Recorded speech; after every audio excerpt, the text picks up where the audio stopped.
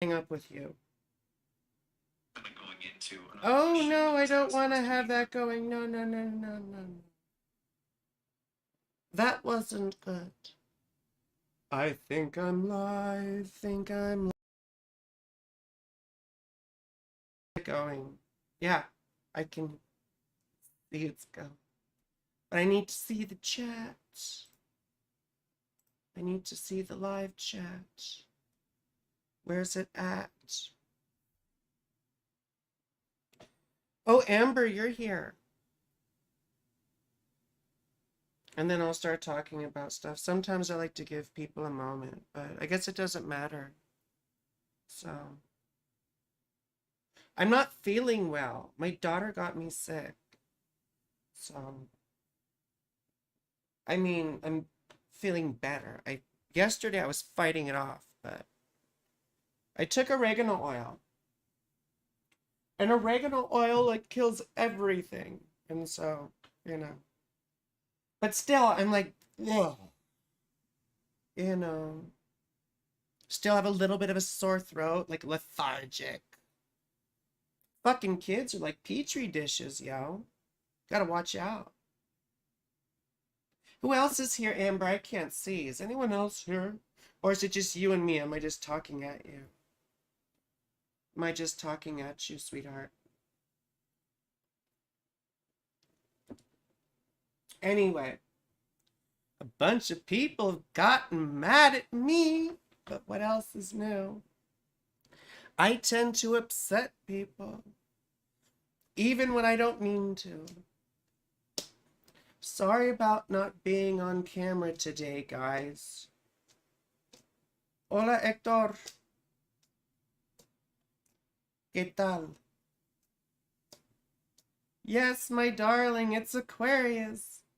It's the dawning of the age of Saturn, girl. The age of Saturn, girl. Saturn, girl. Saturn, girl. Yes. Although, you don't want to talk about me with hair because my hair is atrocious. It's hideous. My hair looks like Spanish moss or a Brillo pad. It's like steel wool. Look how it stands up on its own. You know, I can't. Oh, there it is. See, it stands up on its own. You know, Mandy G. Hello. How are you? Anyway, the Aquariusness in the air. Yeah, I can't wait for fucking Venus to go into Aquarius, yo. This is gonna be wonderful because it's my first house. And I've been feeling what Capricorn's my 12th house. I've had the Sun and Mercury and Mars and Venus all stuck in Cappy Cappy. Although I met a Cappy woman who I like. I think she's pretty cool. Right? But when things are going through my 12th house, I get just run down and depressed and everything. So once everything goes into Aquarius here, because what? Mercury's just in a few days, on the 4th, right? And then after that, Mars goes in on the 12th. Once Mars goes into my first house, watch the fuck out. I'll be a pain in the goddamn ass, yo. Tell you what. And then when Venus goes in, I'll be even worse. I'll be like, I'll be that stuck up bitch, Plus, and I wanted to talk a little bit about Zodiacal Releasing. And so this is an important little segue, you know. For anyone who's interested in hearing about Zodiacal Releasing, I was just going to talk a teeny bit about it because I've been studying it. But I'm about to have what's called a level 2 peak period with the lot of Eros, which has to do with romantic stuff, you know. And so I'm very excited because it starts in February here once Venus goes into Aquarius and goes for the subsequent year. So, it's fun. I get lots of, hopefully, fun activity. And like I said, I met someone I like. I mean, I met a few people, but Let's just say the Capricorn. Yeah. Anyway. But zodiacal releasing is interesting, especially in this context, you see. Excuse me, and please like this stream. Like the stream, subscribe to the channel, and we'll do chart readings, don't worry. But I thought it would be fun to look at some of your zodiacal releasing stuff too, together, and see if you had any interesting things. But see, that would be more interactive. I don't know how quickly we can communicate across. Well, we'll see how it goes. But anyway, like I said, I'm having a wonderful period coming up. But when I'm talking about zodiacal releasing, I'm talking about an ancient timing technique. And we've only learned about it through texts like from Vedius Valens and such, right? From the 1st century. I think he was the 1st or the 2nd century. But he describes this technique, and it's very predictive, and it can be scary accurate. In fact, it can be really challenging to one's own metaphysical conceptions of fate and things like that, because, like, oh my gosh, how did it know? And all this sort of nonsense. But it really is an amazing technique. And so, what does it mean, releasing? Well, you're using what are called the Hermetic lots, right? And if you're familiar or not with the Hermetic lots, there's the lot of fortune, right? The lot of spirit, the lot of eros. There's all these other lots, lot of nemesis.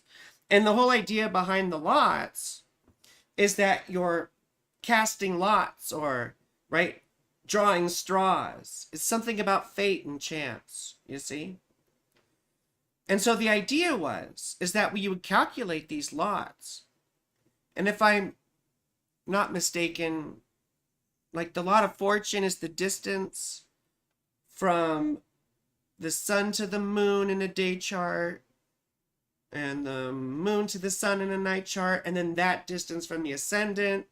And then, anyway, it's not important necessarily, the calculations right now, but the whole idea is that they were very particular points to you, and that they could show you about your fate, right? And this is a big debate, discussion, controversy in astrology, is the relationship between fate and free will, right? But ultimately, we know in an interdependent and relativistic universe, you can't have one without the other, right? Everything needs an opposition to define it in some way. I mean, nothing arises independently. And this is where we get into the whole thing that people are upset at me about, which is about causality. And people are very attached to the idea that the planets somehow are exerting some direct, yet indiscernible, invisible force on you that affects your psychology and events in your life. There's no evidence of such a thing, right? So why make it up? But that was part and parcel of understanding of astrology from Ptolemy following on. You see, the original conception of astrology from ancient Mesopotamia was in the terms of omens and signs. This was the earliest astrology that we're aware of. So, for example, like, when Mars is in this sign, a king will pass or something like that, right? That these were omens and indicators. They weren't causing events, that the planets themselves were not causing events on Earth, but rather, as it's said in an ancient cuneiform document, right? It's a clay tablet from, I don't know, 700 something BCE. And it says, Earth and sky are interconnected, right? That we get omens, that indicate things on Earth and vice versa, right? Because of the interrelation. There wasn't this idea necessarily that they were causing anything. Chris Brennan did a really good analogy when he said, it's sort of like a clock. The clock tells you the time, but it didn't make the fucking time happen, yo. Did it? Right? Like, clock strikes noon, but it didn't turn the fucking earth so that the sun is up overhead. Did it? No. So, and that's what people get all upset about, because they are attached to the idea of some imagined force that's somehow exerting direct influence on them from space or something. It just sounds like science fiction. And even Dan Rudyard said, and Dan Rudyard was big on the whole synchronicity thing, that astrology works because of synchronicity, which is very similar to the idea of omens and signs, you see. But he even said, and he's the godfather of modern astrology, right? That all the fucking boomers love.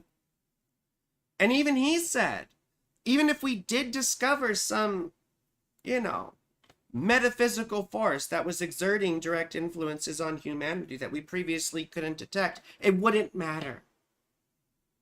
It wouldn't change the way it's been working, and it wouldn't matter. And that the planets are, we know what they are. They're fucking rocks. I mean, it's more complicated than that. There's rocky planets, there's gas giants, right? Like my head is a gas giant. But you see what I mean? The planets aren't embodying qualities in and of themselves. Those are things that we conceptualize. They're things that are important to us. They're things that are important to us in our own value system, our worldview, how we perceive ourselves and each other in society. Right? The planets weren't exuding these things, and they didn't come up with any concepts on their own. They're fucking planets. But we project the meaning upon them, and we construct this whole thing around it. And it works because guess what? In an interdependent and relativistic universe, all things are analogical. If everything is dependent on everything else for its existence,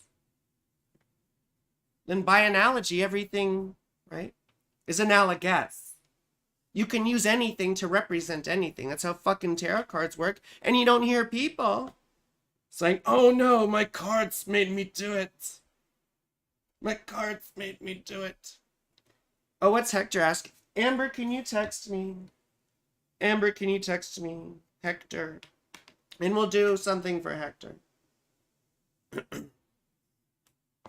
Is this your partner? What's her name? We're focusing on Zodiacal Releasing tonight. Oh, I mean, we can do that too. We can look at synastry too. Yeah, I did want to talk more about Zodiacal Releasing. And the whole causality discussion is very, very much intertwined into it. Because then, it begs some philosophical questions here. When you see big events in your life mapped out in that sort of way, it's really interesting. I don't have a problem with it because, interdependence and relativistic universe and all that stuff, I mean, things are true and not true at the same time. The only thing I really am extremely adamant about and against is people making shit up and adding layers of complexity that don't need to be there. You see? And also, astrology, by and large, lost a lot of its ancient identity as it entered the Middle Ages and got warped into all these other things. It's just, we lost that loving feeling, right? But it lost its predictive qualities. It lost its very material qualities. It got relegated to this sort of woo-woo nonsense. And there's still a lot of benefit to all the psychology and everything else that we do with it. I mean, the whole Jungian thing, even though he was an incredible asshole and a piece of shit in many ways, but having psychology as another discipline and as a focus in and of itself, entering into astrology was very important, I think. And it's been able to teach us a lot about ourselves. And it makes a lot of us astrologers, quite frankly, better at what we do because we're able to connect on those human dimensions too. But then you have other people who are just complete bullshitters and cold read you. So, that's another thing. Anyway, we lost a bunch of people. Who cares?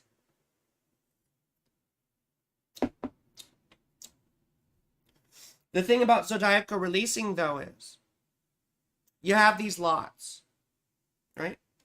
Fortune, spirit, and we'll say eros. But the two main ones were fortune and spirit. Fortune, the moon, right? We calculate it with the moon mostly. Or fortune having to do with the moon and therefore the body, right? And things that we can't control. Whereas spirit had to do with the mind and the spirit and the choices that we make, the things we could control.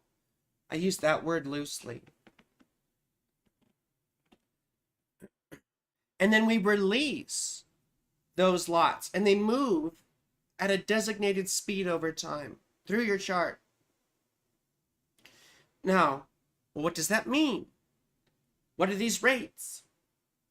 Well, first of all, when it comes to zodiacal releasing, we don't care about the degrees of any of these things. We just care about the sign, right? So yes, these hermetic lots are particular to you because they're based or calculated on degrees very precisely to you, but we're just concerned about what sign they're in, you see? And how long they spend in a sign is determined by what are called planetary minor periods. And planetary minor periods are durations of time typically based on the synodic cycles of the planets. For example, the planetary period, or the ruling planet of that sign, rather. For example, Taurus and Libra are ruled by Venus, yes? The Venus cycle is 8 years. Therefore, the planetary period is 8 years, right? For Taurus and Libra. Pisces and Sagittarius are ruled by Jupiter. Jupiter has a 12-year cycle, and therefore, right, this cycle for Jupiter is, or the duration that a lot spends in Sagittarius or Pisces is 12 years, you see. And then the planetary minor period for Mercury is 20 years, right? Now that has to do with the whole different cycle, right? I think that's to do with the Mercury retrogrades or something. I don't remember what it is. And I think Mars is 15 years, and that's another Mars synodic cycle thing that happens 15 years. And so that's Scorpio, right? And Aries, you see. And then Saturn, Capricorn. Anyway, I don't need to explain all these to you, but there's a weird thing with Saturn and Capricorn and Aquarius. But suffice it to say, that's what determines how long these lots last in a sign. Now, what's very, very important about this is what are called peak periods, yeah? And I'm going to show you what I'm talking about here. Let me pull up my chart. Do, do, do, do, do. Do, do, do, do. I guess we could just use this chart. Whatever this is just a day. Excuse me, transits. But let's say this is someone's chart. And let's say their lot of fortune was in Virgo, right? In the 7th house. I mean, I wish I had the lot of fortune on here. Whatever. It's gonna piss me off. No! I'm moving things around. I didn't mean to do that. Where did my thing go? That's no good. You see, I shot myself in the foot. Shot myself in the foot, yeah. Well, it's okay. I'll just pull it back up. I'll just pull it back up. Here it is. There it is. There it is. There's too many buttons and things. And I shouldn't be allowed near buttons and things, you know. Anyway. So let's pretend Let's just pretend that the lot of fortune here for this chart is in the 7th house in Capricorn, right? Now that means that every sign angular to that house, or that sign rather, that contains the lot of fortune is going to be a peak period, right? Angles to fortune, you see? Now the lot of spirit may be in a totally different sign, but going through those signs will still be peak periods because those are the angles from fortune. A lot of this stuff is just rules you have to accept from the technique. And bit by bit, there have been more sort of rationales that have come up, reasonings for why certain things are the way they are. You see? But so, we start off with, right, when someone's born, their lot of fortune is, say, in Capricorn. And so we would watch that release for however long Capricorn's period is, which I believe is 27 years. Aquarius is 30, Capricorn's 27. See how they're both sort of like around the Saturn return period? Like it's sort of like it's 27 to 30. But anyway, so it would spend 27 years here in Capricorn, and then the 30 years here in Aquarius, right? And that's sort of how we envision the releasing. Now, but what people typically are looking at in zodiacal releasing is the lot of spirit, right? And the lot of spirit is sort of like high points in your career or in your, not just career, but like your fame or notoriety, your success in general. You see? Excuse me. But still, it's those angles from fortune. Ugh, I just messed up my lips. It's those angles from fortune that would be those most important periods. And then the house of fortune, so in this case, Capricorn in the 7th house, and the house that's 10th from fortune, right? So 1, 2, 3, 4, 5, 6, 7, 8, 9, 10.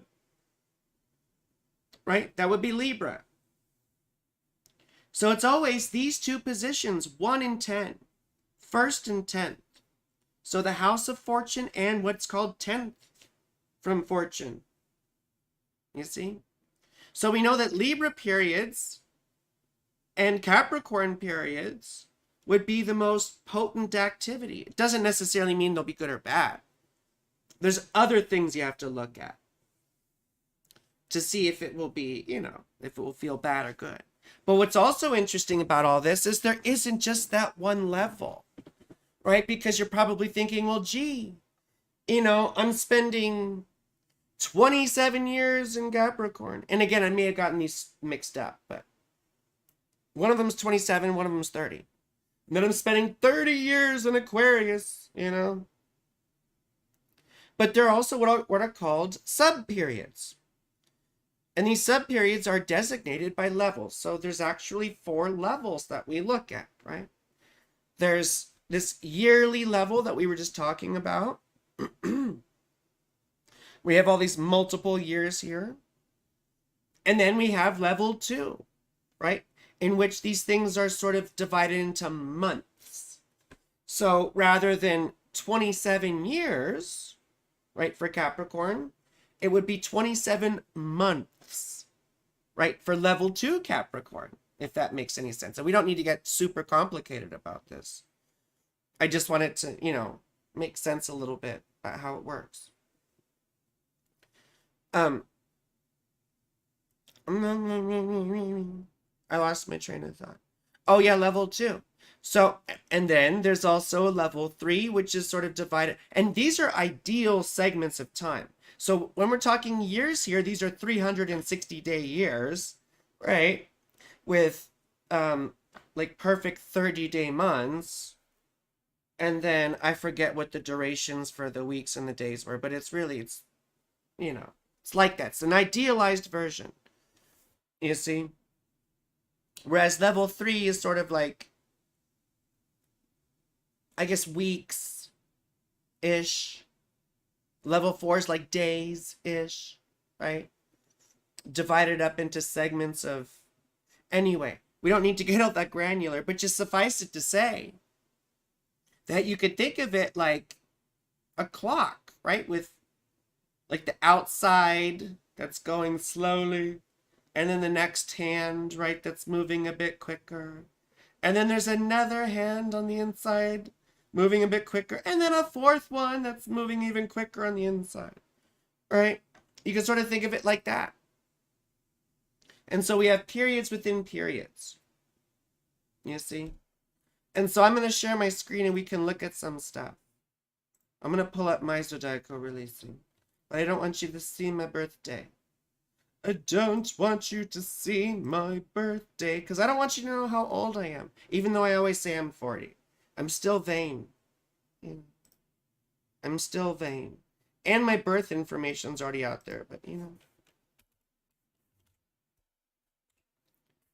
Do. I wish I felt better, gosh. I mean, I am feeling better. Still, like, run down. California love. Come on. You're killing me. Come on, motherfucker.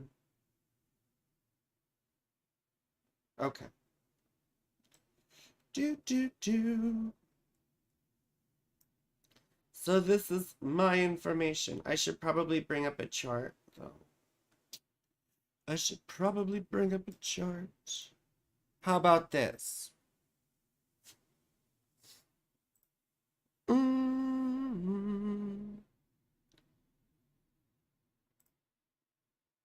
Wait.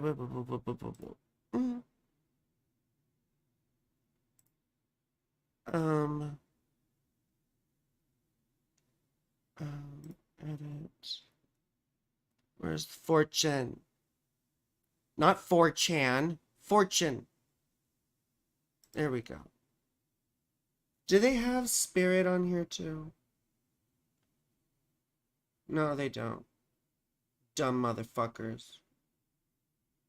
Okay. Okay.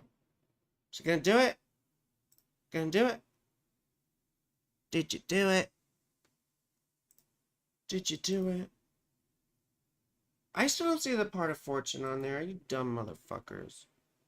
See, I just wanted to... You know what? I'll do this. I think we can do this. I think I can just go to stupid-ass AstroSeek.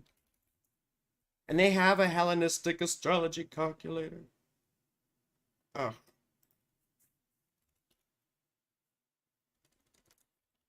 Ancient astrology calculator. There we go. Oh my goodness. Or here's Zodiacal Releasing. Zodiacal Releasing.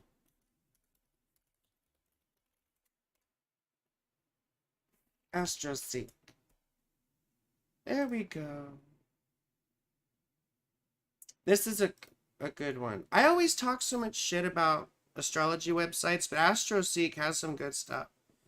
They have a really good ancient astrology calculator, and they have some good Zodiacal Releasing stuff. Excuse me. It's just that for everything else, I tend to go to astro.com, you know, for free charts and stuff like that. If that's... And for celebrity charts, they always have the best Rodin ratings. Like, they have the best source material for celebrity charts. I just don't really trust all the other ones so much. You know, I don't know if that's necessarily fair of me to say.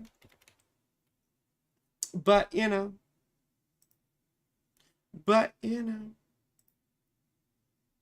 So we'll look at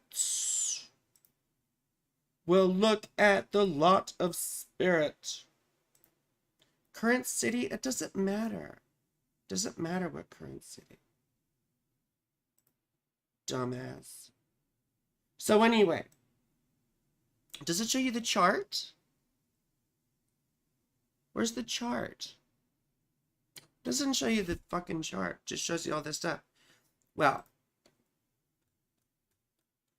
I'll do this first.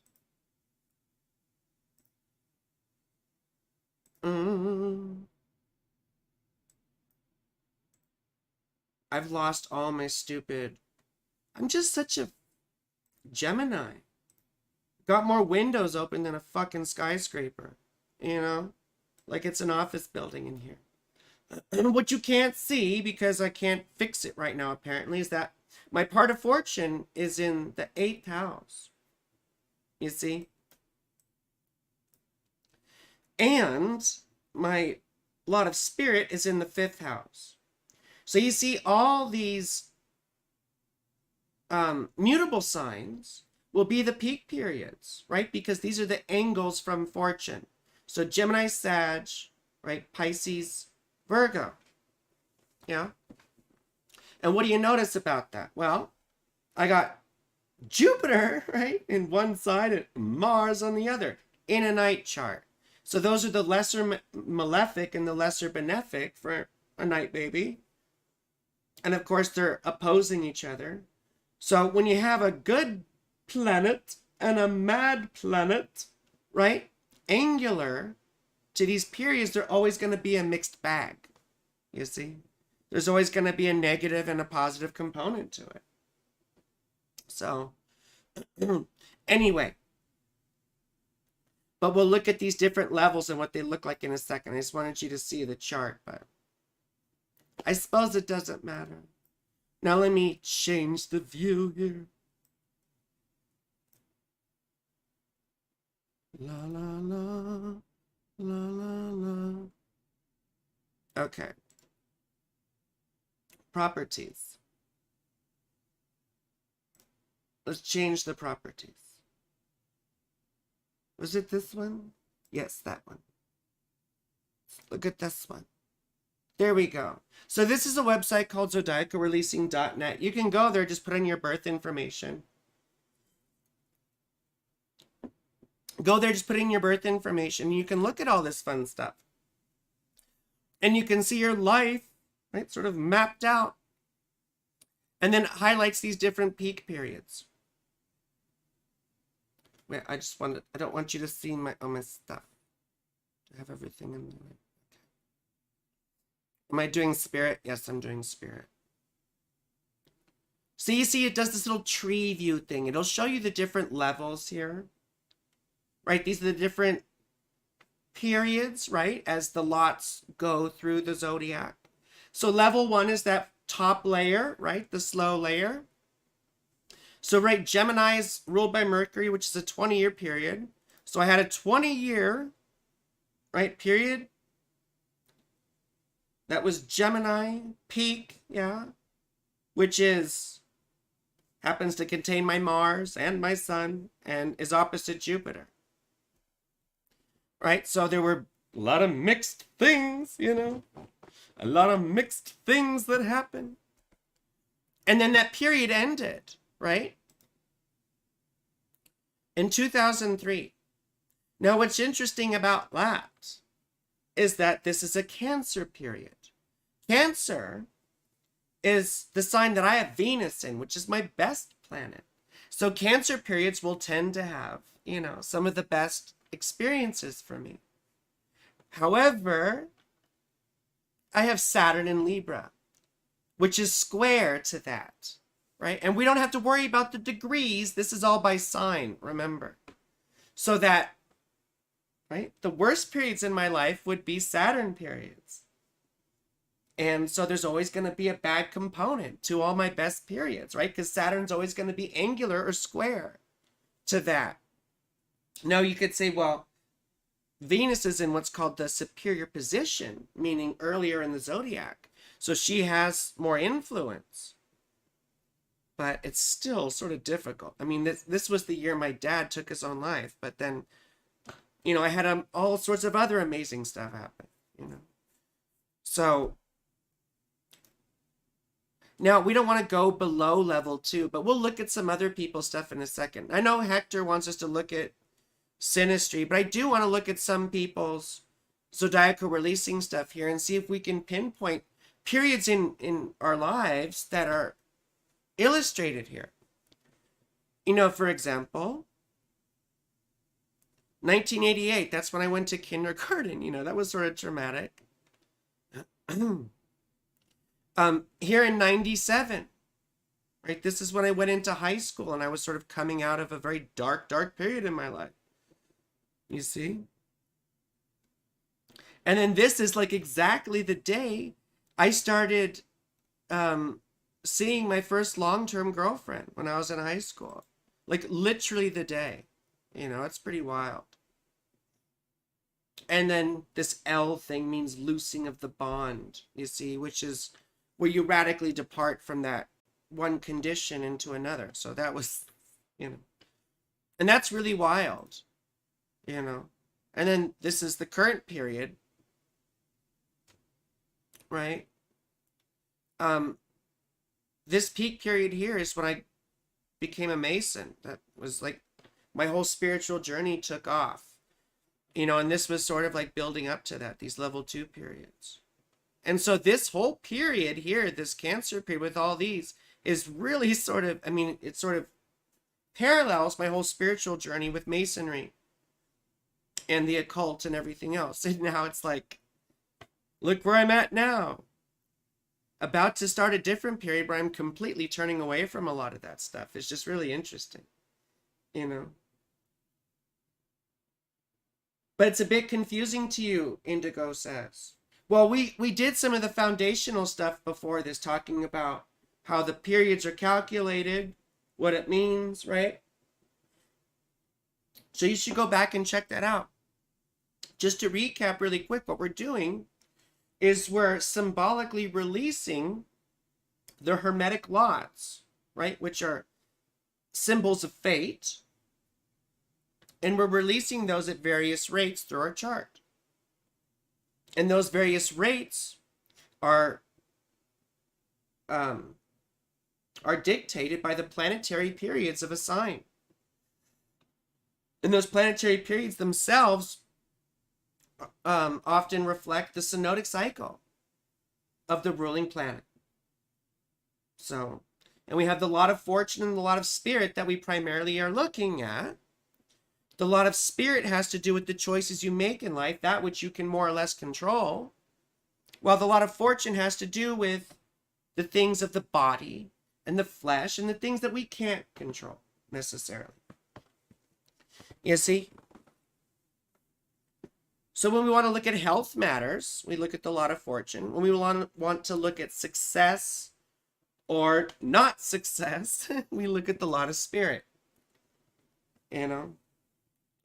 It's interesting because I looked at Abraham Lincoln's Zodiacal Releasing, and literally he started a peak period the day he was assassinated. It was very wild. A level 1 peak period, or maybe it started the next day, I can't remember, but it was really, really, really wild. Really wild. So anyway, you know, all this stuff. And then this is literally the day I got separated. You know, so all these Gemini periods, because I have Mars there also. So I mean, it was the best thing that ever happened to me, but it was Mars, you know. So anyway, and then got one coming up soon next year. So we'll see all what happens. But let's look at some other people's, because I think that would be interesting, you know. And so we can look at whoever wants to contribute their information for Zodiacal Releasing. Does anyone want to contribute their information? Or is it just Hector wanting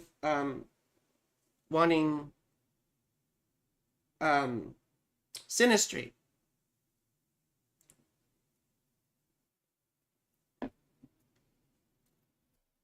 Goodness. I guess I'll look at my phone, Amber.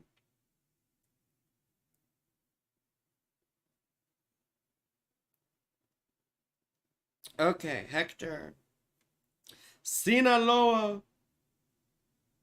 Costa Rica. We'll look at Hector's stuff really quick, but then I want to go back to Zodiacal Releasing. Because this is fun stuff. So Amber, if you could write down other people's information, but we'll look at Hector. We're going to look at Hector's stuff. I think I have Hector's information in here.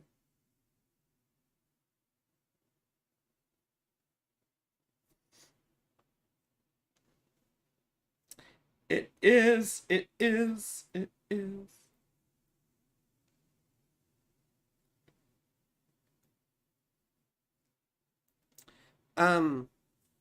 swear I had a Hector stuff in here.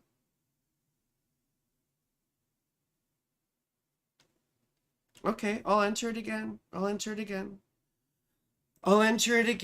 See, this is why I need Amber on here, so she can talk while I do this sort of stuff, because I can't talk and chew gum at the same time. I can't. I am a Taurus Mercury. You see? Amber said earlier my content is so underrated. Who the fuck is underrating it? People better recognize.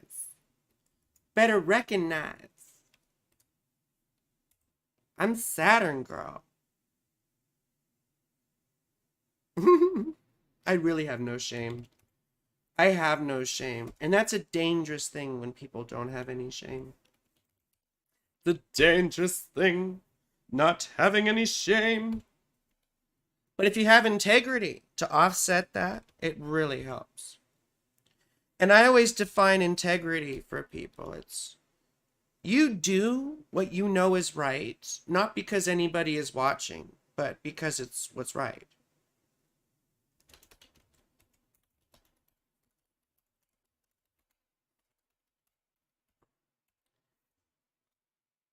You need to be able to go to sleep with your decisions. And your ability to sleep with your decisions really says something about your character, doesn't it? Like, what kind of decisions have you been sleeping with, have you? Okay, Hector. Oh my goodness. Oh my goodness. Sam. Who is Sam? Yosemite Sam. Varmint. I'll get you, varmint. Yosemite Sam. Sorry, it's just the first thing I thought of. Yosemite Sam. And also same town. Okay. Hey, Amber. Good job. Date Time City. I mean, you should know by now, but I just love seeing it. I love seeing Date Time City. Date Time City. Here we go. So, first things first, and then we'll get back to ZR. Zodiacal Releasing.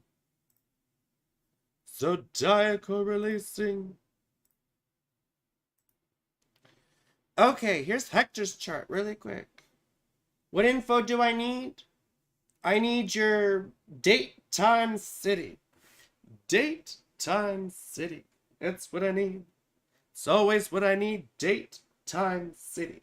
Say it with me. Date, time, city.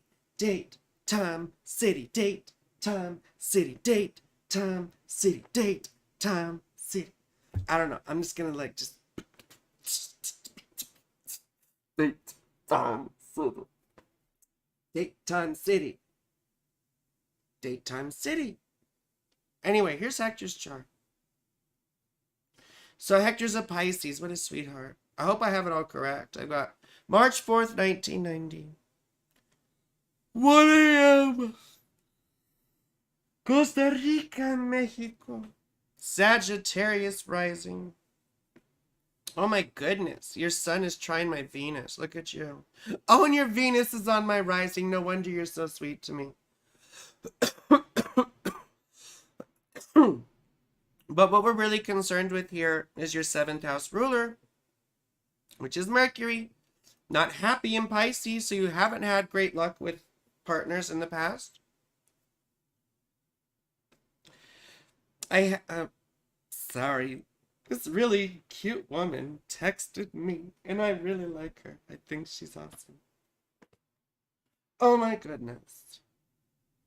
You know, so. Yeah, well, I'm not that sick. I'm just like sore throat, stuffy nose, that kind of nonsense. Yeah, Amber, date time city better be stuck in your head, sweetheart. Better be stuck in your head. It better be etched indelibly in blah. Kentucky weather is garbage. Well, right now, Colorado today, well, at least near Denver-ish, it was 60 degrees. So it was very nice. It was very nice. Anyway, so Hector's seventh house ruler is Mercury, who isn't very happy and in the fourth house. So it tells me that Hector typically, wants a partner who feels like home, or, to have a family, someone who they can share a private space with, build a history with, have a tradition with, someone who feels like home, feels like family. So there's a lot of trust that you would need with partners and stuff like that, and you've had a very difficult go of it. And you probably have a little bit. That's right. I'm fucking Mama Saturn. You best believe that. So, don't forget, Emma. I'm kidding. Half kidding. But you see here, the moon in the seventh house, it can lend itself to codependency. You have to be careful with that because it gets it pines. It pines away. Like, oh, and we idealize people, you see? And that's, I always say this till I'm blue in the face, right? But you're not going to find your value through anyone else, right? So if you don't have that sense of self-worth already coming out of it, if you haven't struggled with that and understood, that you're a pretty cool fucking person on your own right because you've done this and this, because it comes from accomplishment. Confidence comes from doing things, right? You get confidence from actually having experiences and doing things, not just sitting in your head having a fun time, right? And you do have Mars conjunct Saturn, which indicates to me that life is not easy for you. And you've had to struggle a lot. And you probably grew up quite poor, you see. Excuse me. But that you also, you're accustomed to suffering. You're accustomed to having to deal with things and work hard for things and for pain and stuff like that. So you have a stoic attitude with this, buttery underbelly, so to speak. You have a very sensitive, vulnerable nature that you don't typically let out because it's uncomfortable. You see? So it's just, you have to be aware of that because you would probably get terrified or really hurt if you let that out with someone and then had to retreat back. And Pisces already is sort of like, you suck up other people's emotions around you. So you have to watch out for that nonsense. So let's look at their chart. Now, I don't remember what your sexual orientation is, if the other person is male or female. It doesn't really matter, I guess. But so that's important stuff, you see. You see. Yeah, let's go to the other person's chart. Okay, Sam. Dear Sam. I look hideous right now. Ugh. I had laser hair treatment today. Like, besides being not feeling well, I had laser done. But it wasn't my face and it wasn't my Brazilian today. Because those are the two fucking roughest places. It was, my back and my legs and my abdomen and my behind. Just like the outside of the behind, Which actually, that kind of feels good. It's like, oh, that's not too bad. That's not too bad. But the rest of it sucks. It's like, ah! And I'm a screamer. I'm like, fuck. Fuck. And they were all laughing and stuff because I can't, like, I just keep screaming, you know. I would just keep. No, Amber, I look fucking hideous right now. Yo, you don't need. Well, you know.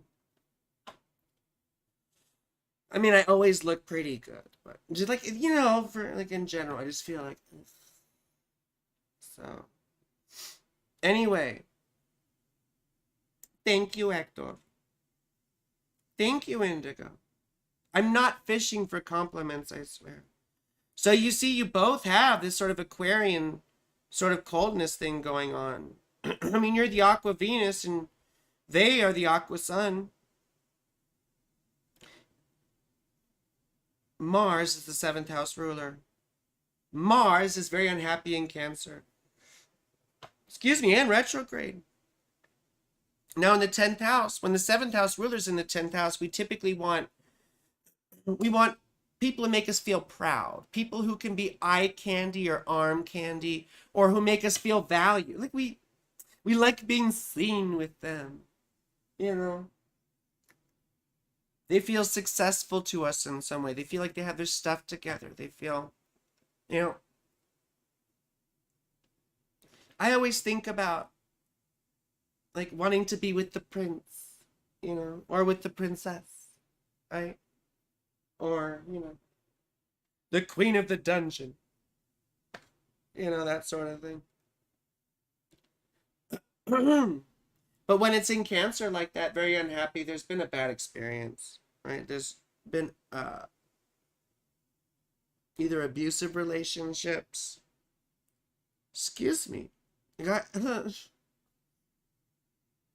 got like cat hair in my eye. But with Mars unhappy, it can be things like abusive relationships, or feeling like you're unable to express yourself, or, the thing about Mars in Cancer is that it hides its anger. It pushes it all down, pushes all that anger down, and then all of a sudden, explodes, That's really unhealthy. And this person doesn't really know how to have fun very well either, kind of serious probably. I mean, the sun's in the 5th house, which is fun and all that sort of stuff, but then Saturn there too. Saturn's sitting there. So there's a seriousness probably, or a dry sort of humor. Someone who probably had to grow up rather quickly, or had, some childhood abuse. Oftentimes when it's the 5th house, it's like the abuse, right? And we also have the moon here, square, right? So there's some mental health issues going on, and a very unhealthy relationship with mom. Not a very nice mother. And when I see 6th house Venus, I think someone who's either been divorced or, had partners become enemies. So anyway, we'll see how all this interacts in just a second, but sorry, my ears feel like the pressure's all weird right now. Like the atmospheric pressure. Excuse me. Sorry. Anyway, when I see moon square Saturn, I think of overbearing, abusive mothers, oftentimes, or overly strict or imposing in some way. And then I also think about bipolar disorder. I think about sometimes personality disorders, PTSD, chronic illness, even chronic physical illness, stuff like that. So this person looks like they have a difficult time. Sometimes, not all the time. Sometimes. What about together? What if we view the industry grid? Put Hector, and we'll put Sam. What do I do here? What am I going to do here? How much of it will it show? Is it showing it? I mean, you can't see this other.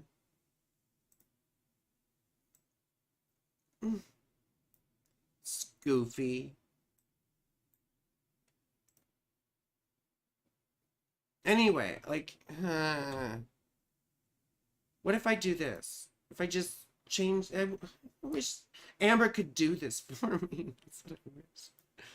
I wish you could do this for me. Edit, transform. Transform. It's like it's Pokemon. No. There we go. Okay, I did that. Now you can see that. How far down? Oh, you don't need to see that.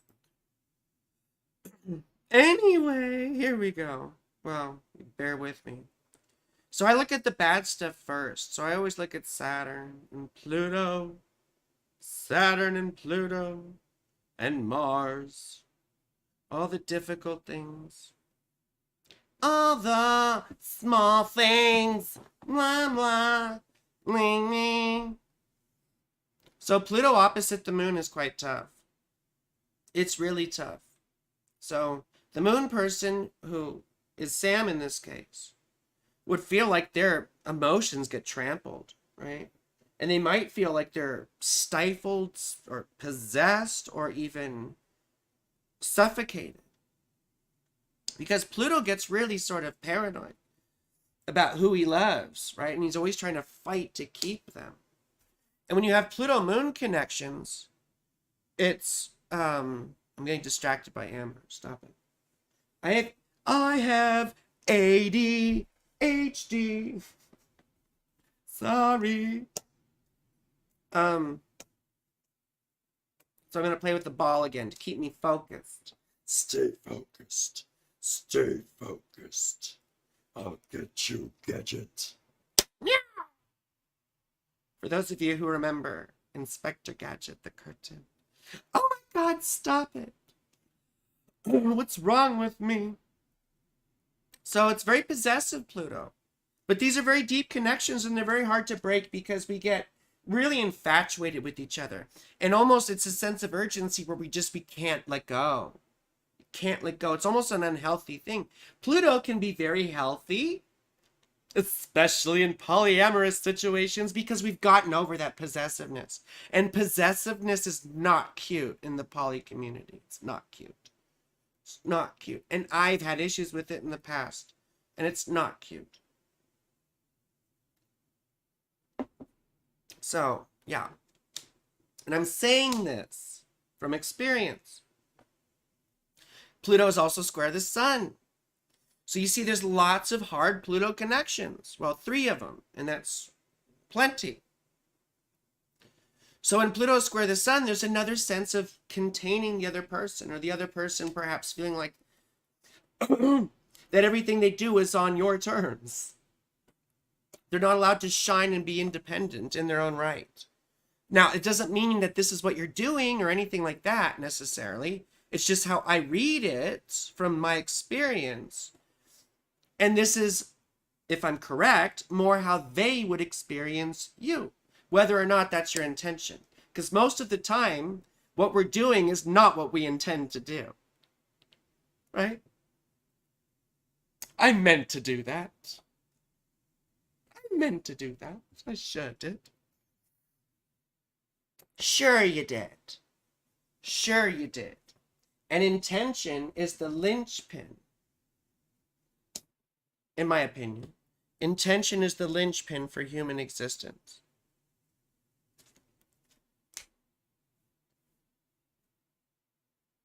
It's how you get things done. It's funny because people talk about energy, and the scientific definition of energy is the capacity to do work.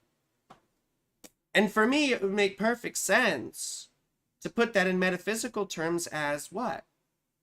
Motive power. The power of intention, right? And I don't mean something mystical necessarily. I mean intention as a driving force in motion. But that presupposes intelligence, doesn't it? So. Playing with balls always helps you focus too. Well, so I'll assume Sam is a guy then. So. We're all gay here. Anyway, but that's just the Pluto stuff, right? Now, Sam's Pluto is square your Mercury, so it feels like they don't listen to you either, and they're squashing your ideas all the time. Or they just, fly off the handle with you. They don't listen to you. It's a one-way conversation. With their Venus square your Jupiter, there's a tendency to push each other to excesses.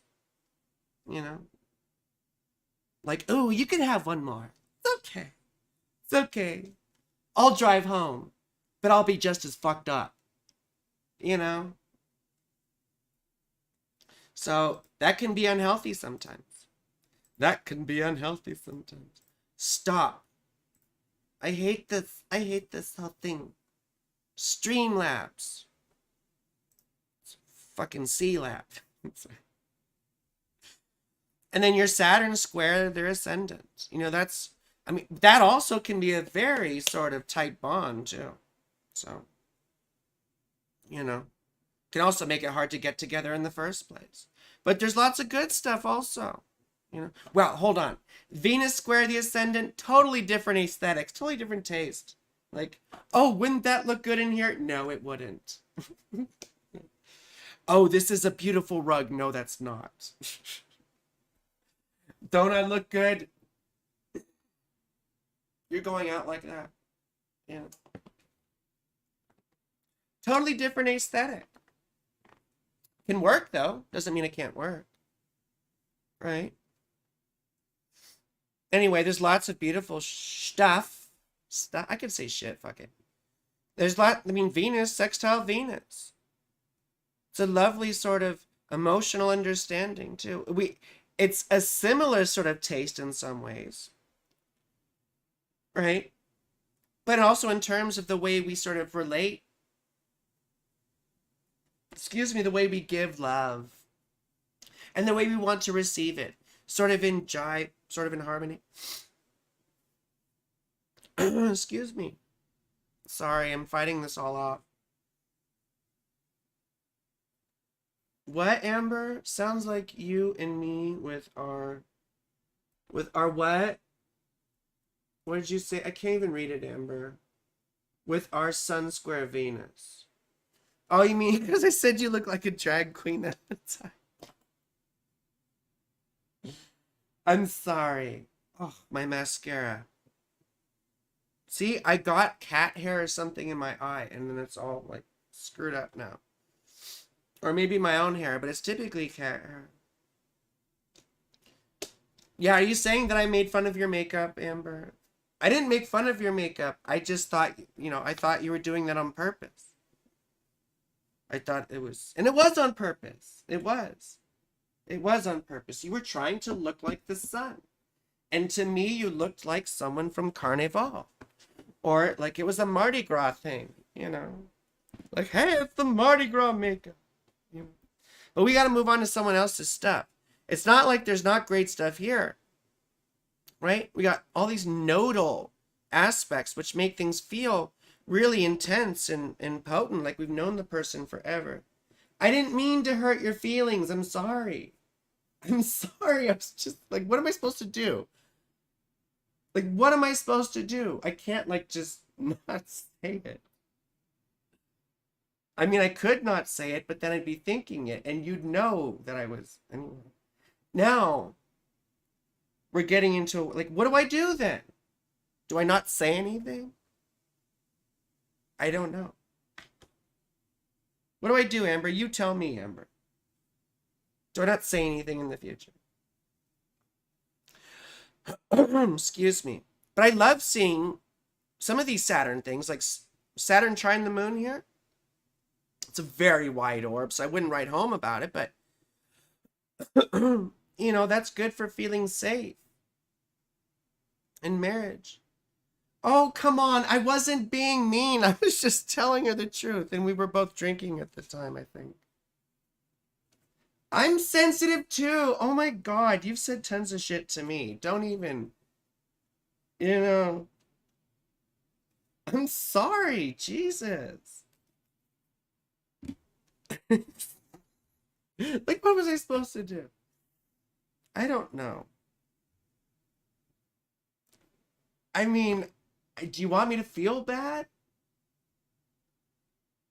Oh God, Amber's all. If I look too wild for camera, you let me know. I'm sorry, darling. I'm sorry. I'm just an awful person. Just an awful person. I'm sorry. Well, let's move on to the next thing. But we should say just a couple good things. You know, sun and the moon, right? Or Mercury trine moon. That's very, very. And look how close that is. That's very, very good. 87 lives later, I got my revenge. Well, luckily I don't believe in that, so it's okay. Get your revenge any way you can get it, darling. I mean, shoot. Just look at the first half of my life. That's revenge enough for anyone.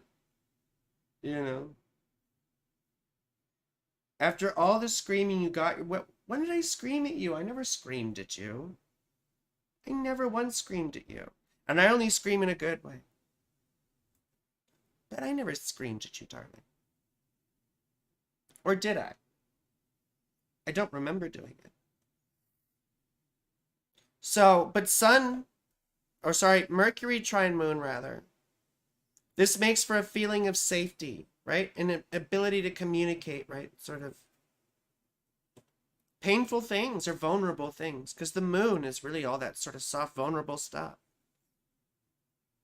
And the moon can make Mercury feel safe, right? Mercury makes the moon feel hurt. The sun trine the moon too. You see, there's a sort of ease or ability to relax in each other's company.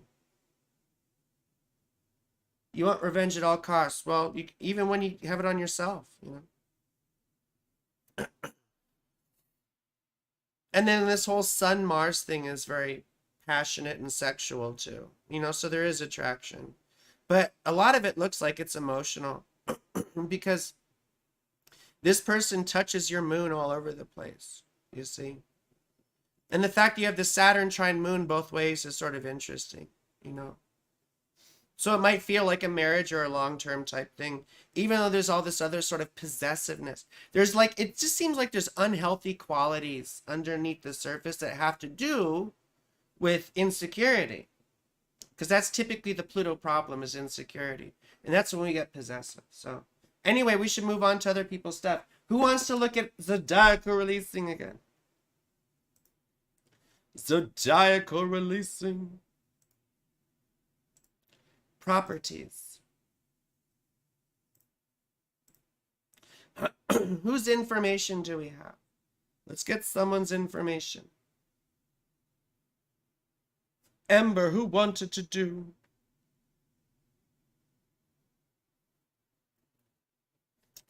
Who do we have, Amber? Are you going to the mall?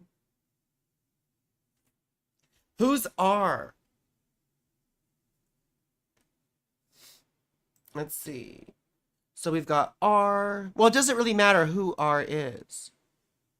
1967. 1967. See, when I hear 1967, I'm always going to think of the 1967 war. Right? The Israeli war. Just like all that is getting burned into our heads right now. So wild. So wild. 1967, August 31st. Who is this person? R. Oh, René. René. I always have to say René like that. I don't know why. René. Okay.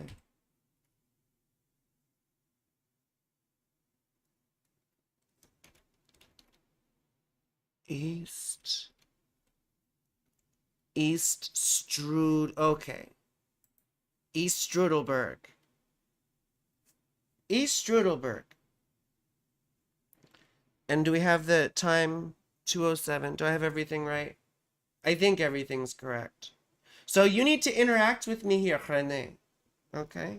So please be on call here. Now we're going to start with the lot of spirit. So your lot of spirit, or lot of fortune rather, is in Virgo, like me. Your lot of spirit is in Taurus. So since your lot of fortune is in Virgo, then all of the mutable signs will be your peak periods, you see? So think about what sign is 10th from Virgo. I think that's Gemini, isn't it? Yeah, that's Gemini. So Gemini are going to be your big peak periods. Now, I can't see the rest of your chart. Oh, well, I should pull up the rest of your chart.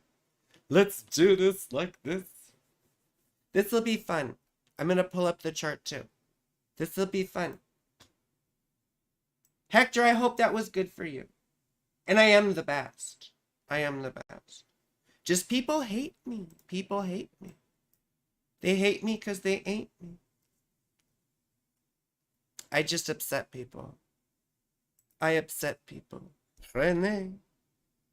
Do I have Renee's chart? Her chart. Renee's chart. 8/31, 1967.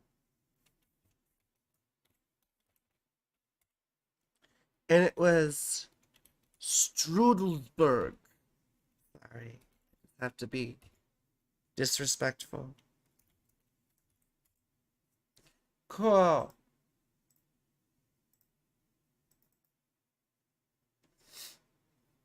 Why can't we see the part of fortune on here? This is really annoying. It's really annoying. Well, I'm looking at your chart at least. So anyway, let's move this so I can see all these things. There we go. So this is where we are now. You're in a Leo period right now. And we're releasing from spirit, right? So it's your lot of spirit, which is in Taurus. So we can't see your chart right now, but you're a Cancer rising, and Taurus is your 11th house, right? Your lot of fortune, though, is in Virgo in the 3rd house. So we'll look at some of these periods, but all the mutable signs. Thank you, sweetheart. And it doesn't really matter what degree it is. It just matters what sign it's in for this. But yeah, so all the angular to fortune houses, right? So that's Gemini, Sagittarius, Pisces. Those will be your peak periods. Now, what you have to see about these is that you've got Venus in a night chart in the same house as your house of fortune, right? Let me change views really quick. You see, Venus is in the same sign as fortune. Now, Venus isn't happy in Virgo, but it definitely makes it happy for these sort of events in your life. You see? Because Venus is your most benefic planet. So Virgo periods will not only be like extremely active for you, they'll also tend to be more qualitatively good because Venus is there, you see? Now, are there any malefics angular to this? No, there aren't. So that's pretty cool. Now, what you have to recognize, though, when it comes to the lot of spirit, though, it's in Taurus. So that's opposite Mars, right? So you see these fixed sign periods might sometimes be a little difficult, right? Because they're Mars for you. They're aspected by Mars. But your most malefic planet is Saturn. And here's Saturn, excuse me, on the cardinal cross. Yeah? So those will be the most difficult periods for you qualitatively, especially Aries periods. You see? So let's go look at this and see if there's anything we can sort of glean now for René. Okay. So let's start at the beginning. And so What you have to notice first on level 1 is that you hit a peak period in 1975. And remember that Gemini is ruled by Mercury, which has a 20-year period, right? So that will have been 1975 to 1995. Now, you weren't even 10 years old, but I wonder if you could also see how that was an especially active time in your life. And then you could see we're not going to go below level 2 in particular. But can you look at these dates here and see any correlations with especially active periods in your life when it comes to your career, your notoriety, public image, stuff like that? Excuse me. See, these Virgo and Gemini periods would be the most active. Excuse me. And then Pisces periods are opposite Virgo, so they're like the third most active. They're moderate peak periods.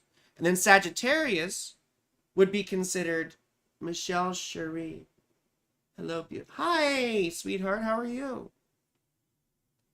Hello, hello. So anyway, then the Sagittarius periods for you would be, minor peak periods. You might see sort of minor stuff happen around there.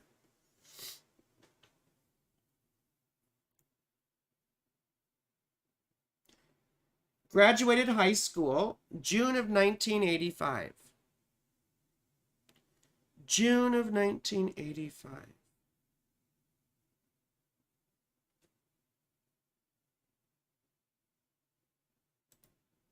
Well, that was this Capricorn thing, right? What about 1980? Talking about starting October of 1980, late October 1980. What about that? So if you graduated high school then, this is more middle school. Or maybe that's too long ago for you to remember. Michelle Cherie says, lots better for seeing you. Thank you, sweetheart. I am such a sucker for flattery. I'm such a sucker for flattery. It's terrible. House fire, March 1980. Goodness. So that was a Leo period then. March 1980. Well, look, that was Aries, isn't it? Is that an Aries period? And Aries periods are the worst for you, because that's the one that contains Saturn. So that's pretty wild. That sort of stuff that we might expect to see more in the fortune side of it. But that's sort of wild. Aries are not fun. Why don't we go a little bit later, sweetheart? Why don't we go to like 1990? Because you would have had a moderate peak period in 1990.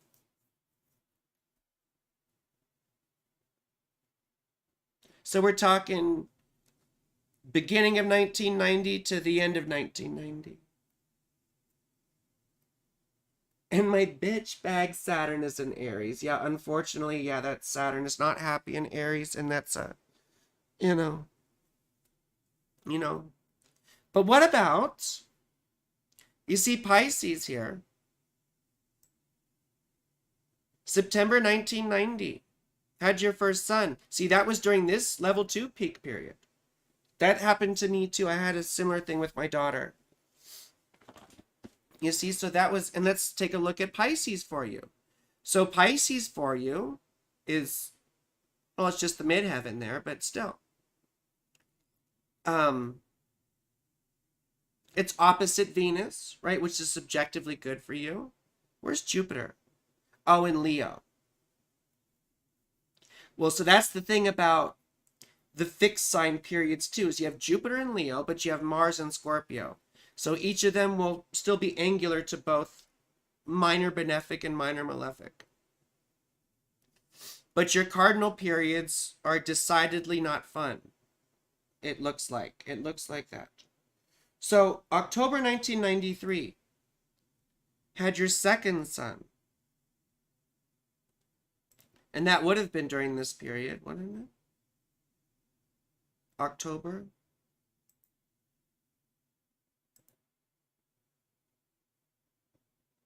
What was the birth date? Because there's some interesting dates on here. If you want to share. Like, you don't have to share. But it's just interesting. It was a Cancer period, too, so it may have been difficult for you. It was a Cancer period, so it may have been difficult. But it was during this level, too. 1031. Okay. Well, that was a Taurus period. Or at least a little level 4 Taurus day. I shouldn't confuse us all. I really shouldn't be going below level 2. I just wanted to see, what that looked like. But basically, you see, you had both of your suns during these peak periods.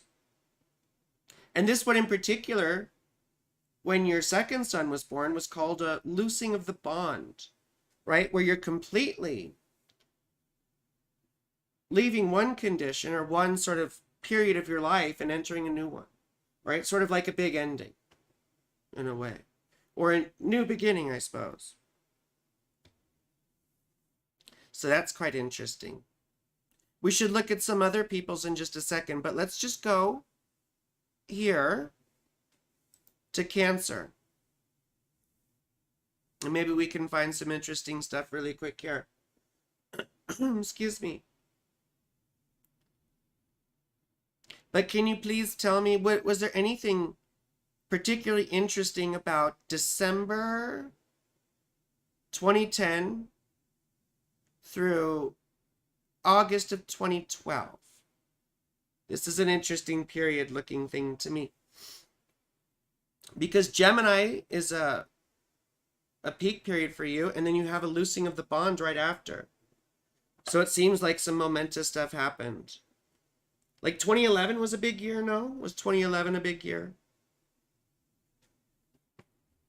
2011 going into 2012. Going. And who would be next? Does anyone else want to go next? Anyone else want to go next? Or should we just look at people's fucking charts? What should we do? What should we do? First, I want to hear from Renee if anything interesting happened between December 2010 and August of 2012. This is an interesting looking period here. If you missed anyone, comment. Ski accident, rebuild knee. See, that's more of a health thing. We should look at fortune. But that's wild. I'm so sorry. Goodness gracious. Goodness gracious. November 2011, bought your first house. That's more of what I was looking for, yeah. That's more of what I was looking for.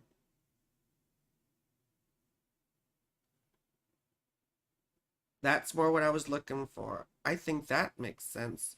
Wait, what just happened? What changed here? Why did it go all crazy?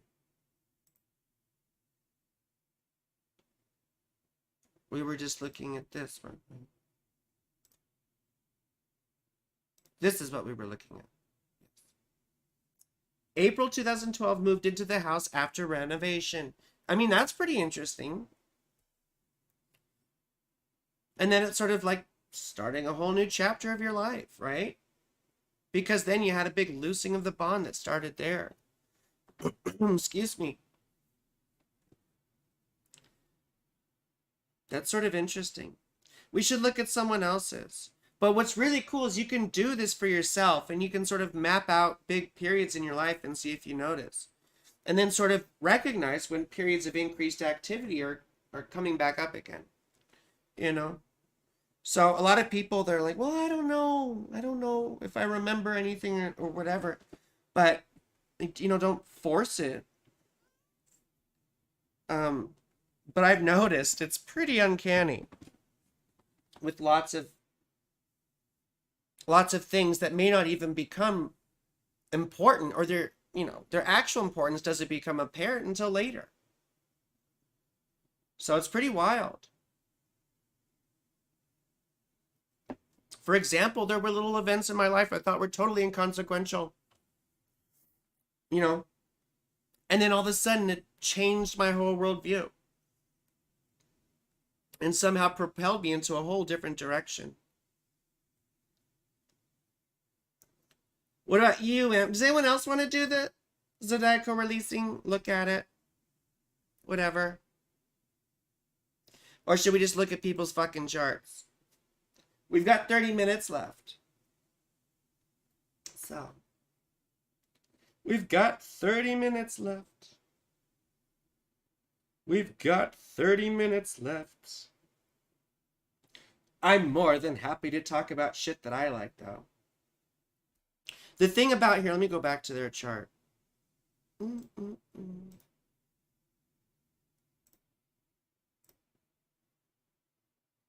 See, now this is all higgledy-piggledy.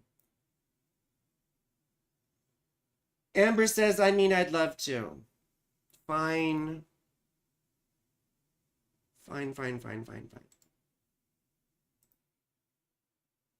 We'll put Amber's stuff up. Okay. Wait, I need to pull up her chart too. Amber's charts.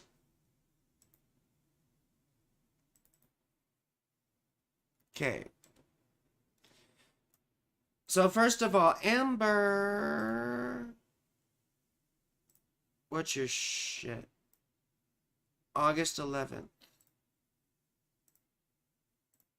1999. That's the year we thought everything was going to end. 1999. We had to party like it was 1999. I was going to raves when you were born, sweetheart. That's so scary. August 11th, 1999. 11. No, go back. And it was... There we go. So that means your lot of fortune is in Libra in your first house. And spirit is Scorpio in your second house. So your peak periods would be the angular ones to fortune, which is everything on the cardinal axis, right? The cardinal cross. So Libra, Aries, Capricorn, Cancer. These are your peak periods.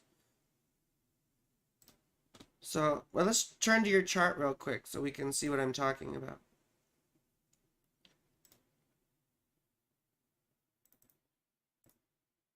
You see here? So funny we get along so well. No, we don't. When did we ever get along? God damn it. I hate things sometimes. We never get along. I don't know what you're talking about. So your part of fortune's in the first house in Libra, right? So all these, so this Libra, number 1, would be a peak period, and then Cancer, number 2, would be a peak period. So the 1st and 10th from fortune. And then this would be a moderate peak period because it's opposite fortune. And this would be a minor peak period because it's 4th from fortune. You see? No, but where are the malefics and all this sort of stuff? Right? Well, you have a day chart. So Mars is your main malefic. Right? And you have Mars in Scorpio on the fixed cross. And, I mean, you have Saturn there too in Taurus. So you see your subjectively worst periods would probably be Mars and Leo. But all these things, right? Leo, Aquarius, all the fixed signs, because you have your malefics on the same axis, so it makes those periods more pronounced and difficult. But your spirit, where was spirit again? Scorpio, right? And your lot of spirit is in Scorpio as well. So anyway, these fixed cross periods would be difficult for you. But where are your benefics? Well, Jupiter's there too. See, Jupiter's your best planet. And he's tied up with all these guys. So no matter what, even your best periods of your life are going to have difficulties, or they're going to be experienced as a mixed bag, right? Sort of like a tale of two cities. It was the best of times. It was the worst of times, right? See, I sort of have the same thing with my Venus and my Saturn because they're square by sign. You have your best planet opposite your worst planet by sign. I have my best planet square my worst planet by sign. You have them opposite. So we're sort of in a similar position, but just different. But the best periods of your life would still be very, it's like someone, I don't know, I almost made a BDSM reference. I was going to say, like, suffering doesn't make you a Gemini, sweetheart. But I was going to say it's like we learn how to enjoy the pain kind of thing. And I get to explore my submissive side here and there. It's pretty cool. Anyway, so then when we look at the releasing here, this is where we're at now for the lot of spirit. You're in what's called a build-up period. You got a level 1 peak period that starts in 2026, right? And this is a Capricorn period, right? So it's a minor, oops, I need to change views.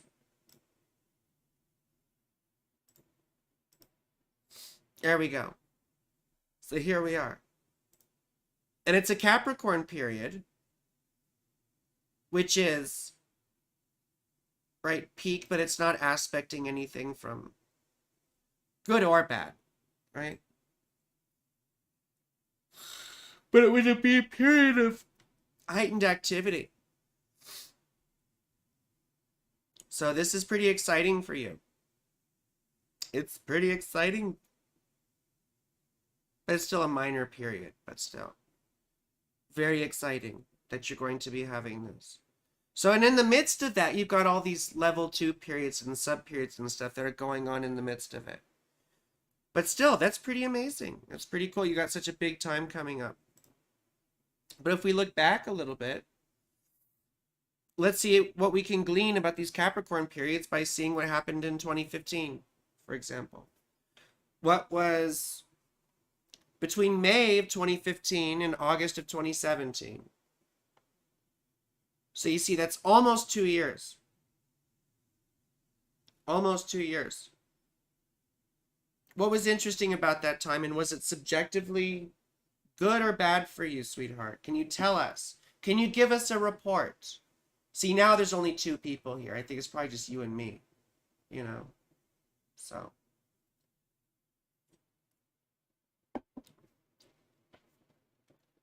Oh, you see, why are we doing yours if it's going to be all this traumatic shit?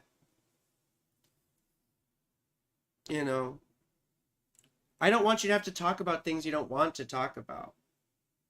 But don't volunteer your chart unless you want to talk about them.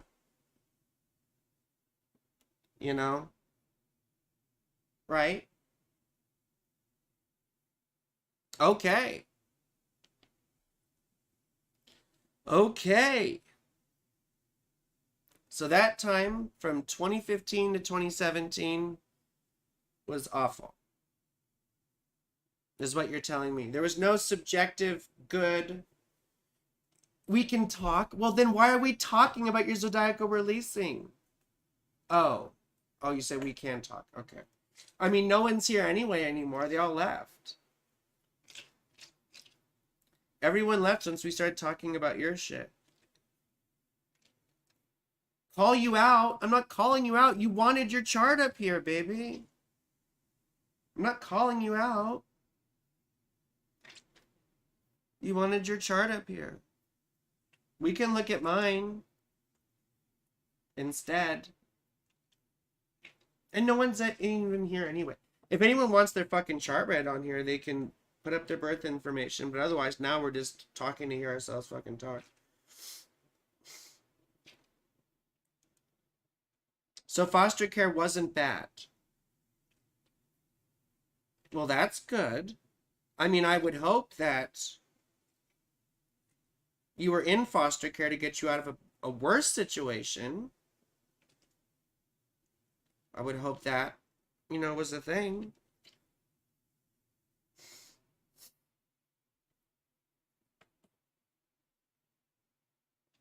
Actually met some lifelong friends, which is pretty cool.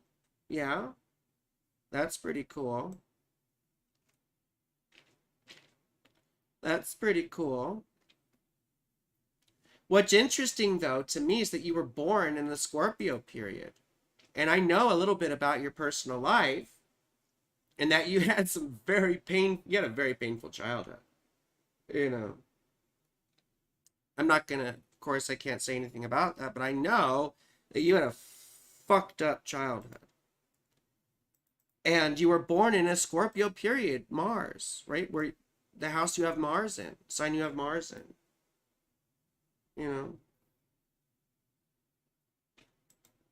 So we do know that these Scorpio periods are going to be extra rough for you. Extra rough for you. And probably these Aquarius periods, I assume too. Well, let's look at that really quick. How about Sagittarius? I wonder what that's felt like. Can we know what Sagittarius has felt like? I love feeling Sagittarians. See, the Sagittarius periods, I imagine, would be good for you. I imagine that the Sagittarius periods, because you see Venus, well, what do you call it? Virgo is where Venus is, right? And then, Venus is overcoming Sagittarius. And then also opposite, right? Pisces. Opposite Venus would be subjectively good too. So let's see. You're in a Sagittarius period now, so hopefully that's mostly been good, starting in 2014. Starting in 2014.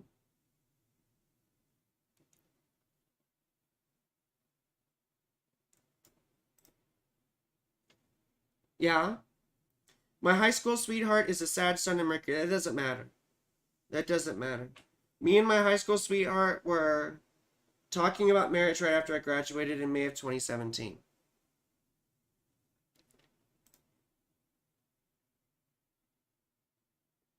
Well, that was during this period. So you see, you were in this level 2 minor peak period for Capricorn during that time. So that's pretty interesting. That's pretty interesting. Now, 2017, where the fuck is that for you? May of 2017. So you see, that's what? No, that's here. That would have been here. Anyway. What about... Well, so you see, I don't know. You can see how there's a lot of good stuff that happened during that Capricorn period, so it's not all terrible, right? Not all terrible. It's a mixed bag, but it is definitely increased activity for you. So I don't think you should be worried or all crazy or upset about 2026. I think it's pretty exciting, Let's look at a difficult period. Let's look at a difficult period. What about 2017? This,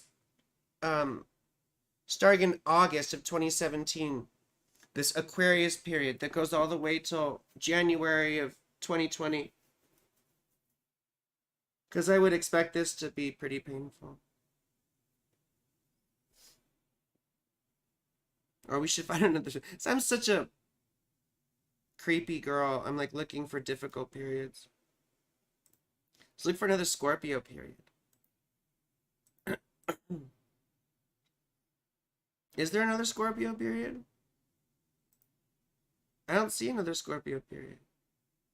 Not yet, at least. Look at you. Excuse me. It's just you're so young, my darling. You're so young, you're so young, you're so young. We can't really look at anything.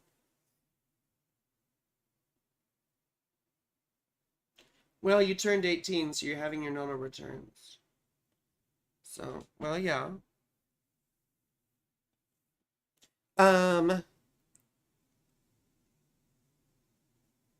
Yeah, this not a, you're so young, sweetheart. You are so young. We can't really see a whole lot. We can't really see a whole lot. But I would have expected this period to be difficult because it's angular to Mars and Saturn.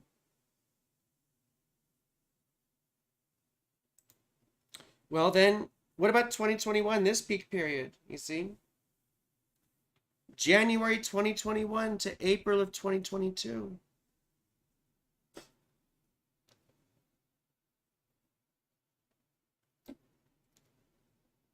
I'm sick of looking at Amber's shit. She's too young. Anyone else want their chart read?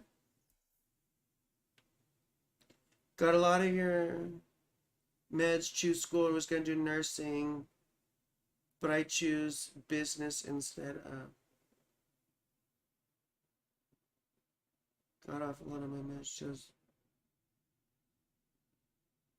Not a lot of job stability from 17 to 19. Yeah. That would make sense. That would make sense. And then 20 hopefully started getting a bit better because that was Pisces. Opposite Venus.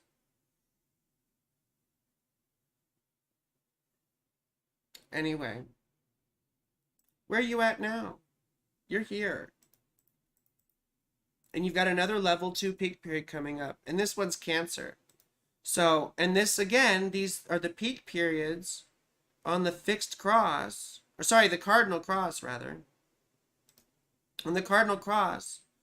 And they seem to be subjectively sort of like a mixed bag. You don't have any benefics or malefics aspecting them. So we'll see what happens with your Cancer period coming up, sweetheart.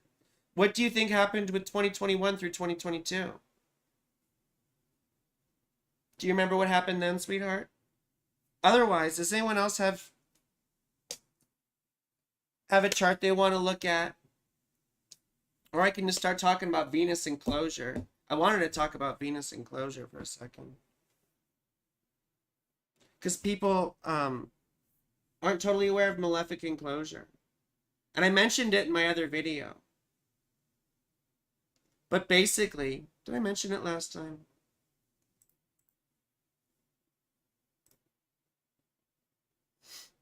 Did I mention it? Where's the transits right now? Where's the transits right now?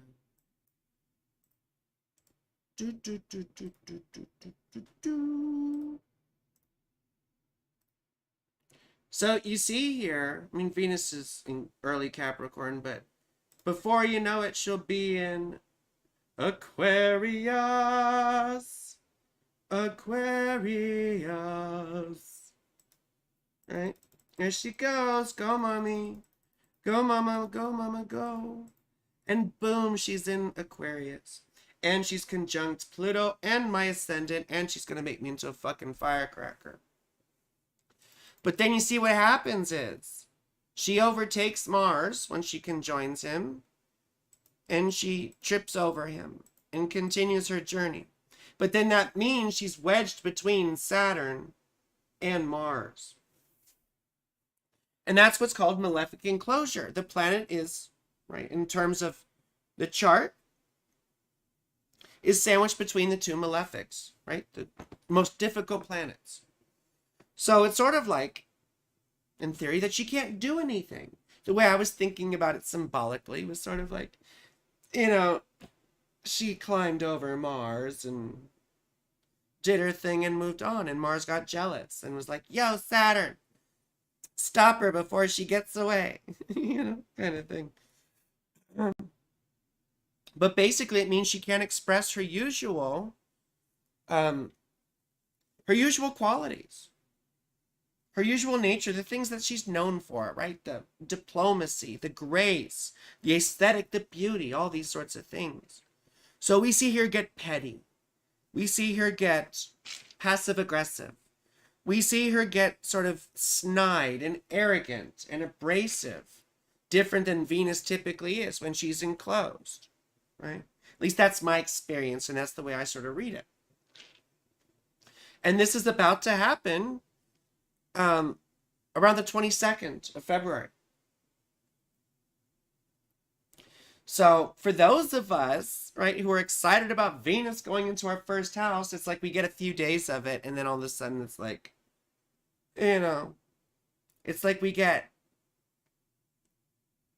a little inebriated on her for a minute, and then comes the stupid little hangover thing,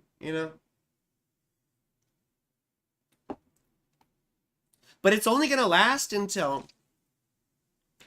well, the end of March, I guess, which is sort of a pain. It feels like a long time. And she'll be halfway into Pisces by the time she gets out of enclosure. So that really ruins some electional charts, doesn't it? But she will get out while she's exalted in Pisces. So it's not like, don't cancel all your astrological, magical ritual and stuff like that. Just because she's in enclosure, but you never want to do anything when she's in enclosure, And no, of course, I don't believe that these things are actually doing anything, right? They're representative of qualities and conditions that are extant. I don't think that Venus being, between the degrees of Mars and Saturn in reality is doing anything physically. I think it's representative of emergent conditions because astrology is correlative.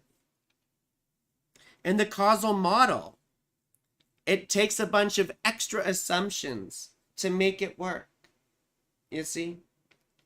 There are extra assumptions involved. And the one thing we learned from Occam's razor, right?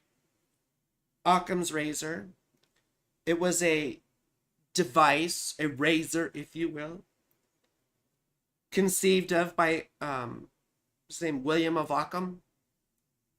He wasn't even a scientist, he was a theologian. But the proposition is very simple. It's when presented with competing hypotheses, the one with the fewer assumptions tends to be correct, right? Nature doesn't like extra complicated layers of shit, right? There's always a conservation of mass and energy that's happening. So it seems pretty logical and obvious to sort of dismiss the theories that require more and more assumptions.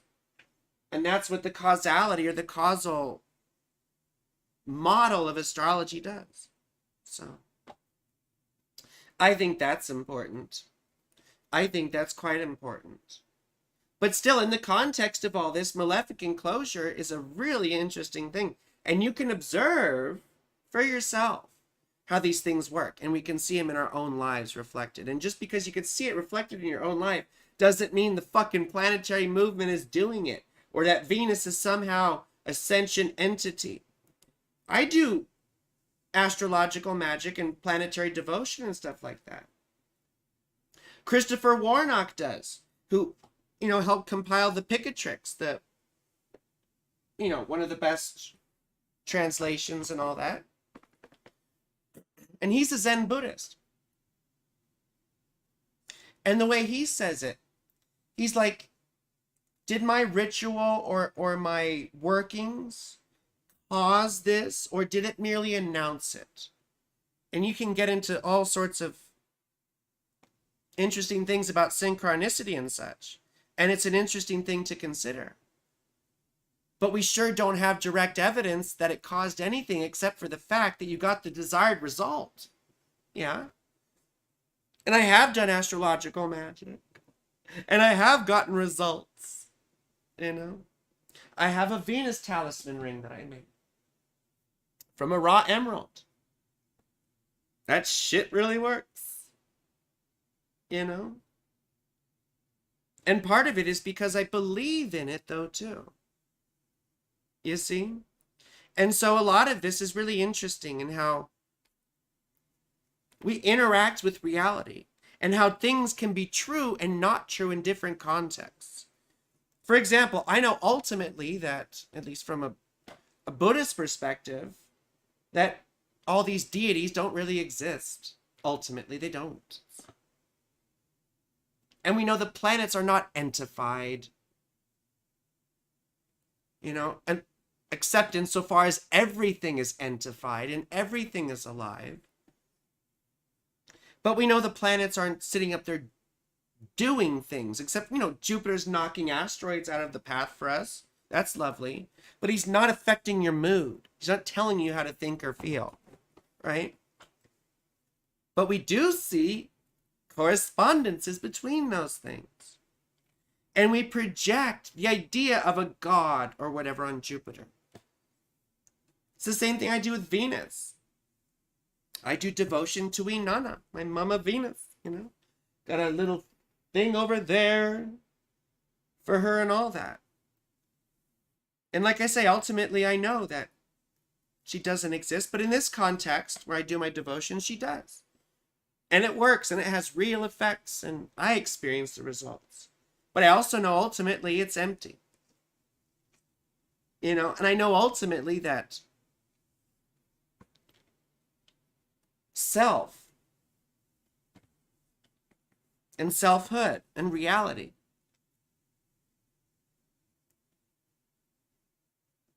have a different reality in a different context. You see, because it's all conditioned existence. It's all conditioned. It's all based on conditions, on fleeting things, right? It's all dependent. And that's the whole point of all this, is you can recognize that these things work in certain contexts, but nothing is absolute. Nothing is absolute. Nothing is infallible. And even gods die, right? And ultimately, the only thing that matters is what? Is your own sense of self and where that comes from. And what do gods matter if they don't show you anything about that? You're not going to find yourself by stuffing it into an imagined God. You know, I get a lot out of the devotion, you see, but the reason I get stuff out of it is because of weaknesses in myself that need that sort of thing, right? I needed an embodiment of that feminine archetype or whatever, that motherly thing for me to be devoted to and to get some sort of, material sort of stuff like, please, mama, make things work in relationships, right? But also some sort of psychological support in some ways. You know, in moments of distress, what do you do? What do you turn to? Right? Typically, it's some variation of the G word, of God or goddess or universe or whatever. But the scary thing is that the Buddha told us ultimately, we need to learn to be our own refuge. Because no one else can be our refuge. Because ultimately, everything else is just smoke and mirrors and hot air. But in the midst of all this, it's context. And I get a lot out of my devotion to Inanna in this context. I also get a lot out of contemplating the meaning of nothing. Whatever that, however I can, right? And I get a lot out of reading Nagarjuna and trying to understand emptiness.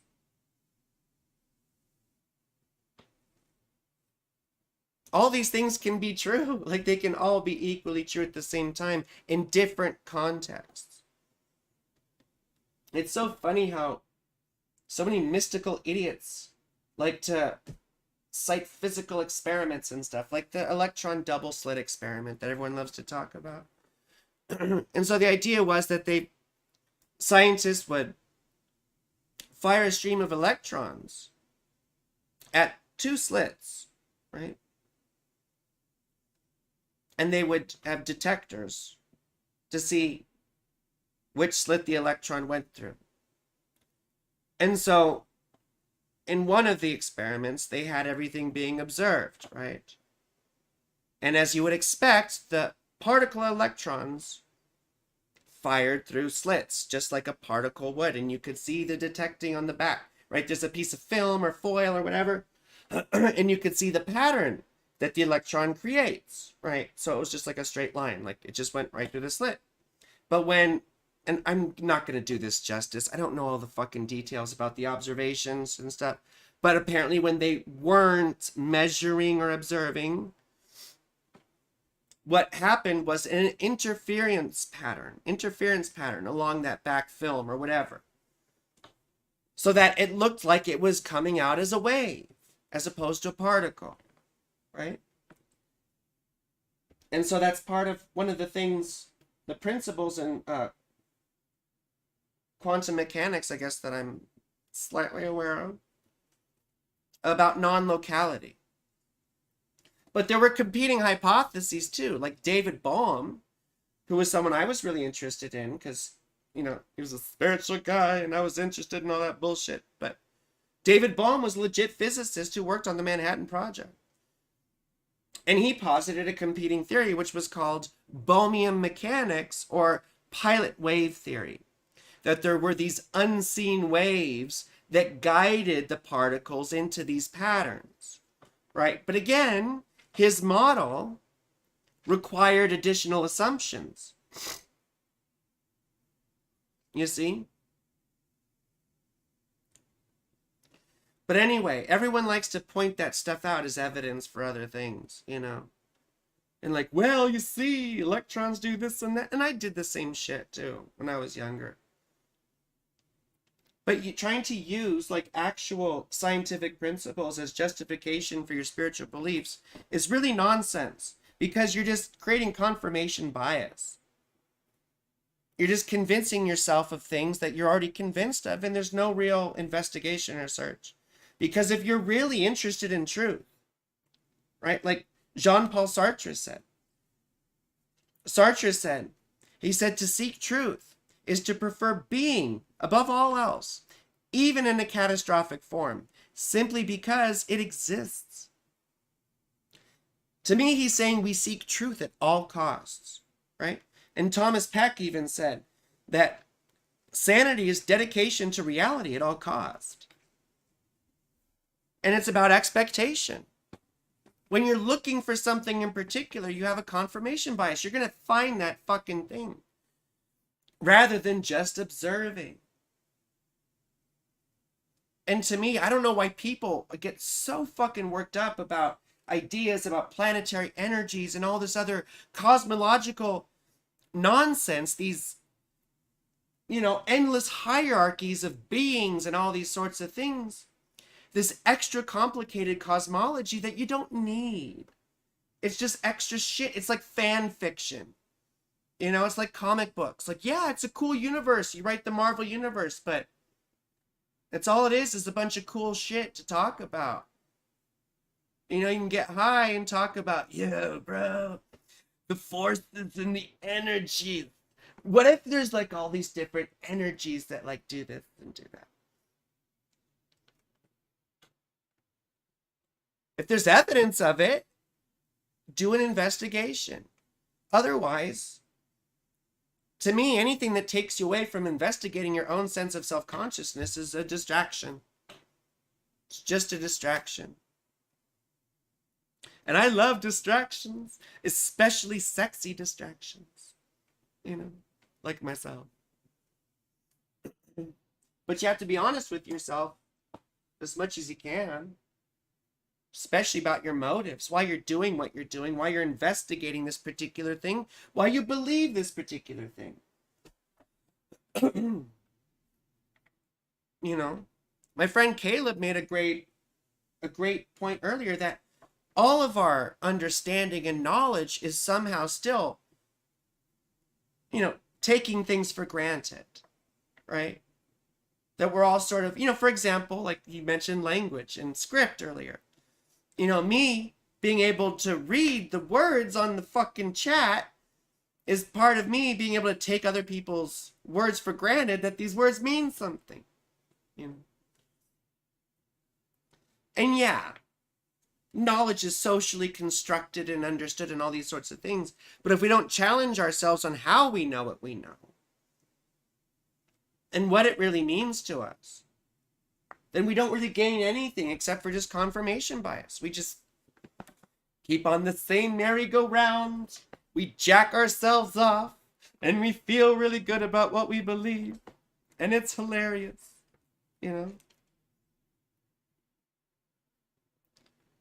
But I think if we're really interested in seeking truth, then we have an obligation to be intellectually and ontologically honest, right? The worst thing we can do is lie to ourselves. And we take little experiences, and a lot of us, we twist them into all sorts of things in our minds. We twist them into things that make them more important or whatever. And we reinterpret things like to puff ourselves up, to pump up our sense of self in some way. Most everything we do is for that reason. And most everything we avoid is for that reason too. At least if we're honest with ourselves about it. So, motive is the number one thing. Motive is the number one thing. And ultimately, everything is mediated through your sense of self, through your perceptive faculties. So aren't those mysterious enough for investigation? Everyone watches the movie, but no one understands the screen, What is the being here that's experiencing this shit? Who's the experiencer? Who's the thinker? Who's the knower? Who? What? It all goes back to consciousness. The only thing you know for sure is that you are here.